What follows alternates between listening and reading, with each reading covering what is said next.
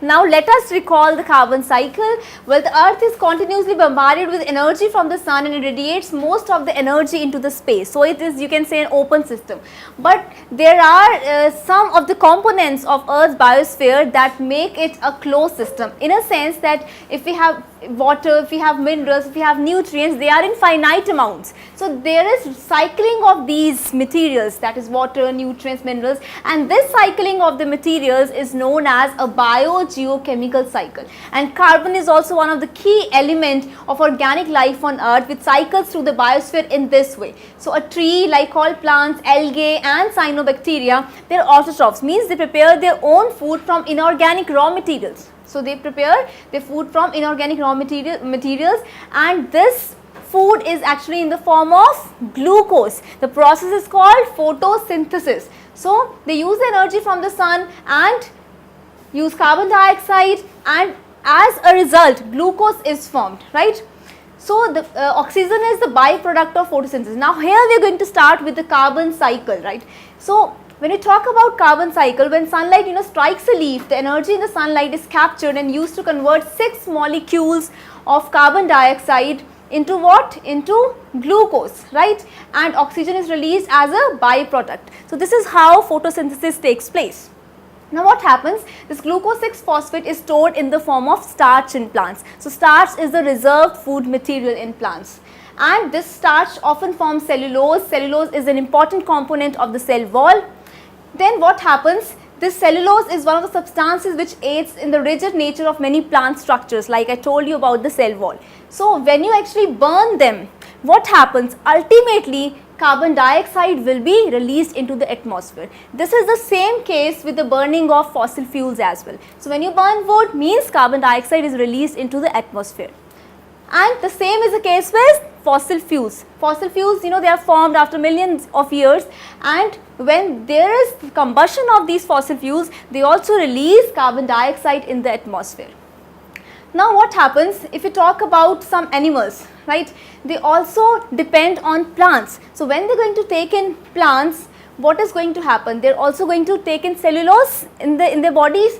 So as a whole, this cycle is going to take place, which is going to lead to the increase in the carbon dioxide content in the atmosphere, and the release of CO2 from an animal. It is a part of oxidative respiration. So which is actually the release of energy with the release of carbon dioxide as a byproduct. So oxygen is used just to release energy from the food that is in the form of glucose, for example, and the byproduct which is going to be released out, excreted out, it is what? It is the carbon dioxide, CO2. So these are the processes by which CO2 actually goes into the atmosphere. Now this CO2 is used in the process of photosynthesis. So this is how cycling is going to take place. So as you can see, due to oxidative respiration, the CO2 goes into the atmosphere. So what happens? In addition to emitting carbon dioxide through oxidative respiration, animals release some carbon as solid waste also. So this is also one of the phenomena by which CO2 is released into the atmosphere. And decomposers, these solid waste products, are broken down in the soil by the help of some bacteria, by the help of some decomposers, which are going to recycle all these nutrients. So this is how the biogeochemical cycles, they actually operate. So again, the microbial respiration is going to release what? The carbon dioxide gas.